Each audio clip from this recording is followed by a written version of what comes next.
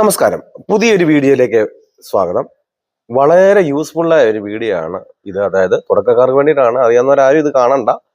അറിയാവുന്നവർക്കൊക്കെ ഈ ഒരു വീഡിയോ എളുപ്പമാണ്. അറിയാത്തവർക്ക് വേണ്ടിയിട്ടാണ്. കാരണം പ്രത്യേകിച്ച് ഒരു വീടിന്റെ മുറ്റത്ത് നടക്കുന്ന സമയത്ത്, ഒരു റോഡിൽ ഇറങ്ങുന്ന സമയത്ത്, റൈറ്റിലേക്ക് തിരിയുന്ന സമയത്ത് കൃത്യമായിട്ട് എത്ര തിരിക്കണം, എവിടെ വരുമ്പോഴാണ് നമുക്ക് കൃത്യമായിട്ട് കാണുക, റോഡുമായിട്ട് നമുക്ക് കാണുക, ഡ്രൈവിംഗ് സീറ്റ് ഇരുന്നു കൊണ്ട് എന്തെല്ലാമാണ് ചെയ്യേണ്ടതെന്നുള്ള ഒരു ഡീറ്റെയിൽ ആയ ഒരു വീഡിയോ ആണ്. അപ്പം അറിയാത്ത നിങ്ങൾക്ക് തീർച്ചയായിട്ടും ഈ ഒരു വീഡിയോ യൂസ്ഫുൾ ആകും.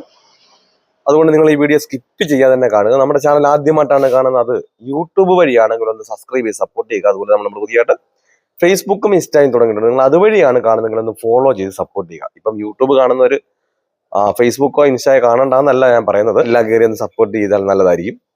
വീഡിയോ കണ്ട് ഇഷ്ടപ്പെട്ടാൽ വീഡിയോക്ക് ലൈക്ക് തരാൻ മറക്കരുത്. നിങ്ങൾക്ക് ഉപകാരപ്പെട്ടു മറ്റുള്ളവർക്കും ഉപകാരപ്പെടുന്നുണ്ടെങ്കിൽ മാത്രം എന്ത് ചെയ്യുക, നിങ്ങൾ മറ്റുള്ളവരിലേക്ക് ഒന്ന് മറക്കാതെ ഷെയർ ചെയ്തിടുക. എന്തായാലും നമുക്കൊരു ഷെയറിങ് ആണെന്നുള്ളൂ. കാര്യം പലരും ലൈസൻസും കൈവച്ച് വാഹനം വീട്ടിലുണ്ടായിട്ടും 5, 8, 10 വർഷമായിട്ടും പഠിച്ചതാണെന്നും പറഞ്ഞുകൊണ്ട് വണ്ടിയെ നോക്കിയിരിക്കുന്നല്ലാതെ സ്വന്തം വണ്ടിയുടെ ഡ്രൈവിംഗ് സീറ്റിൽ പോലും കയറുന്നില്ല. ചോദിച്ചാൽ പറയാം ഞാൻ പഠിച്ചതാണെന്ന് പറയും. അപ്പൊ അങ്ങനെയുള്ളവർക്കൊക്കെ നമ്മളിപ്പോ എന്തെങ്കിലും പഠിച്ചിട്ടുണ്ടെങ്കിൽ നമുക്ക് പിന്നെ പേടിയുണ്ടോ?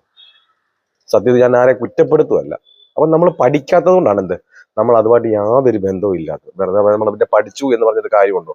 അപ്പൊ അങ്ങനെയുള്ളവർക്കൊക്കെ ഈ ഒരു വീഡിയോ യൂസ്ഫുൾ ആകും. എൻ്റെ ചാനലിനകത്ത് ഞാൻ ഓരോന്നും ഡ്രൈവിംഗ് സംബന്ധമായിട്ട്, അതായത് പഠിക്കുന്നവർക്ക് വേണ്ടിയിട്ട് ഓരോ വീഡിയോ ചെയ്തിട്ടുണ്ട്. നിങ്ങൾക്ക് മനസ്സിലാകത്തക്ക രീതിയിൽ നിങ്ങളെ കാണിച്ചു തന്നെ, തെളിവ് സഹിതം കാണിച്ചു തന്നെ ഞാൻ അതിൻ്റെ അതിൽ പഠിപ്പിക്കുന്നതായാലും എല്ലാം ഞാൻ വീഡിയോ ചെയ്തിട്ടുണ്ട്. നിങ്ങൾക്ക് അങ്ങനെയുള്ള എല്ലാം യൂസ്ഫുൾ ആവണമെന്ന് ഷെയർ ചെയ്ത് കൊടുക്കുക.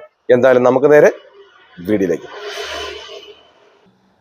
കിടക്കാൻ മുമ്പ് ഒരു കാര്യം കൂടി. കേരളത്തിനുടനീളം ഞാനിപ്പം ജോ ഡ്രൈവിംഗ് എന്ന ഈ ഒരു പേരിൽ തന്നെ നമ്മൾ ഒരു വൺ ഡേ ട്രെയിനിങ് പ്രോഗ്രാം നടത്തുന്നുണ്ട്. സ്വന്തം വണ്ടിയിൽ, അതായത് നിങ്ങൾക്ക് ലൈസൻസും വണ്ടിയും വീട്ടിലുണ്ടെങ്കിൽ, നിങ്ങൾക്ക് വാഹനം ഓടിക്കാൻ ആഗ്രഹമുണ്ടെങ്കിൽ, പേടിയുള്ളവർക്ക് വേണ്ടിയിട്ട് ഒരു വൺ ഡേ ട്രെയിനിങ് പ്രോഗ്രാം ഞാൻ എല്ലാ ജില്ലയിലും നടത്തുന്നുണ്ട്. നിങ്ങൾക്ക് ആഗ്രഹമുണ്ടെങ്കിൽ എന്നെ കോൺടാക്ട് ചെയ്താൽ നിങ്ങൾ കേരളത്തിന്റെ ഏത് ജില്ലയിലായിരുന്നാലും നിങ്ങളുടെ സ്വന്തം വാഹനത്തിൽ വന്ന് ഞാൻ പ്രാക്ടീസ് നൽകുന്നുണ്ട്. ഈ ഒരു ക്ലാസ് നിങ്ങൾ അറ്റൻഡ് ചെയ്ത് കഴിഞ്ഞാൽ വരുന്ന ദിവസം മുതൽ തനിയെ വാഹനം ഓടിക്കുവാനുള്ള ട്രിക്കുകളും ടിപ്സുകളുമാണ് ഞാൻ ഈ ഒരു ക്ലാസ്സിലൂടെ പറഞ്ഞുതരാം. വീഡിയോയിൽ എന്താണ് ഈ ട്രിക്കും ടിപ്സും പറയാത്തതെന്ന് കഴിഞ്ഞാൽ, പലർക്കും പല പല മിസ്റ്റേക്കുകളാണ്. ഒരാളുടെ മിസ്റ്റേക്ക് അല്ല മറ്റൊരാൾക്ക്.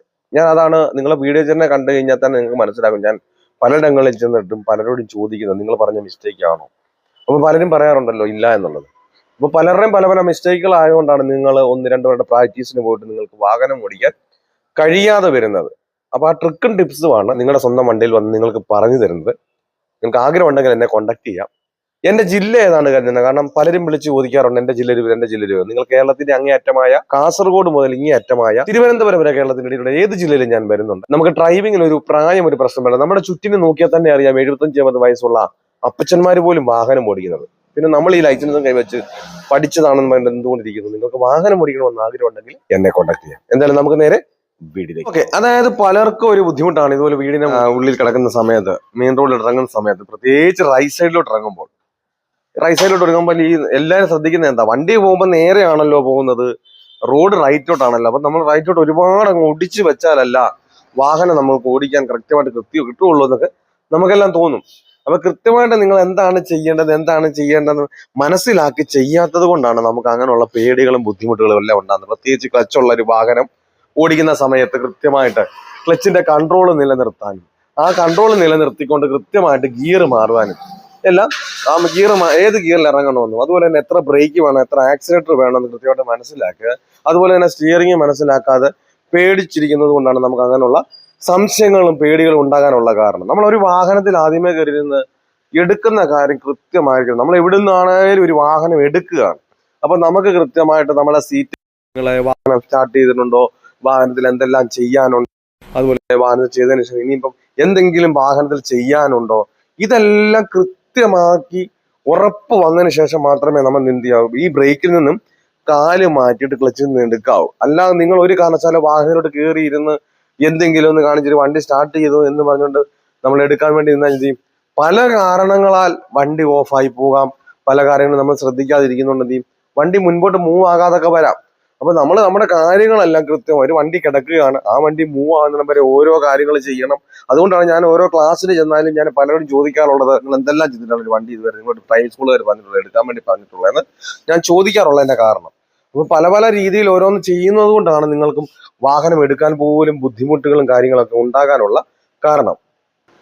ആദ്യമേ ഒരു സീറ്റ് ബെൽറ്റ് ഇടണം, പിന്നെ അത് കഴിഞ്ഞിട്ട് സ്റ്റാർട്ട് ചെയ്യണം, അത് കഴിഞ്ഞിട്ട് ഫസ്റ്റ് ഇടണം, അങ്ങ് എടുക്കണം പോകണം എന്ന് പറയും. ചിലർ പറയും സീറ്റ് ക്ലിയർ ചെയ്യണം, മിറർ നോക്കണം, ചിലർ പറയും ഗിയർ ഇടണം, ചിലർ പറയും എടുക്കണം. അപ്പൊ അതിനകത്ത് സ്റ്റാർട്ട് ചെയ്യാനുണ്ട്, ഹാൻഡ് ബ്രേക്ക് മാറി പലതും ചെയ്യാനുണ്ട്.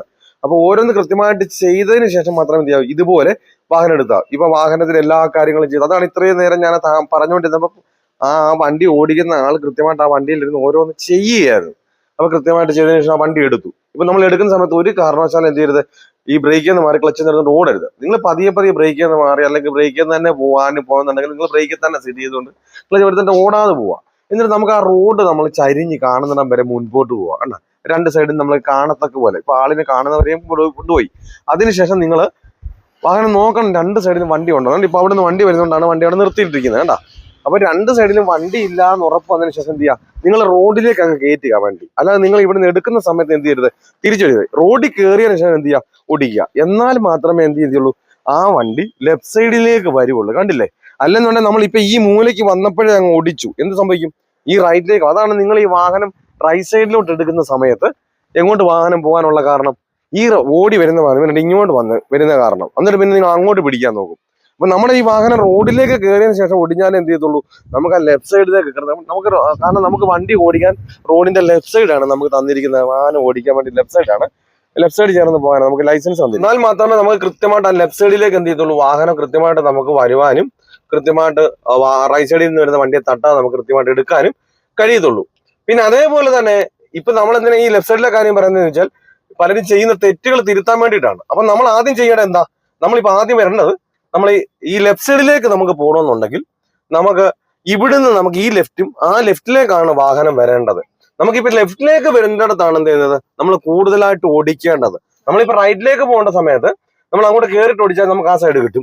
എന്ന സമയത്ത് നമ്മൾ ലെഫ്റ്റ് സൈഡിലേക്ക് വരണമെന്നുണ്ടെങ്കിലോ നമ്മൾ ഇവിടുന്ന് ഒടിച്ചു വെച്ചാലേ എന്ത് ചെയ്യത്തുള്ളൂ, കാരണം ഒരു വാഹനം ചതുരത്തിൽ കിട്ടത്തില്ല, സർക്കിൾ രീതിയിൽ പോയിട്ട് എന്ത് ചെയ്യത്തുള്ളൂ, വാഹനം വരത്തുള്ളൂ. അപ്പൊ നമുക്ക് ഈ ലെഫ്റ്റ് സൈഡിലോട്ട് വണ്ടി വരണമെന്നുണ്ടെങ്കിൽ നമ്മൾ ഇവിടുന്ന് എന്ത് ചെയ്യാം, ഇപ്പൊ നമ്മൾ നേരെ വേണ്ട പോകുന്നു, അപ്പൊ എനിക്ക് ലെഫ്റ്റ് സൈഡിലോട്ട് വരണം. ഞാൻ എന്ത് ചെയ്തു, ഇവിടുന്ന് നമ്മൾ ഫുള്ളായിട്ട് ഒടിച്ചാൽ പോലും, ഇപ്പൊ ഞാൻ ഫുള്ളായിട്ട് ഒടിച്ചാൽ പോലും വാഹനം എങ്ങോട്ട് പോകുന്നുണ്ട്, ഇത് കണ്ട ആ റൈറ്റ് സൈഡിലോട്ട് പോയതിന് ശേഷമായി. അപ്പൊ നമ്മൾ കൂടുതലായിട്ട് ലെഫ്റ്റ് സൈഡിലേക്ക് വരുമ്പോഴാണ് കൂടുതലായിട്ട് നമുക്ക് ഓടിക്കേണ്ടത്. റൈറ്റ് സൈഡിലോട്ട് അധികം ഒടിവൊന്നും വരുന്നില്ല.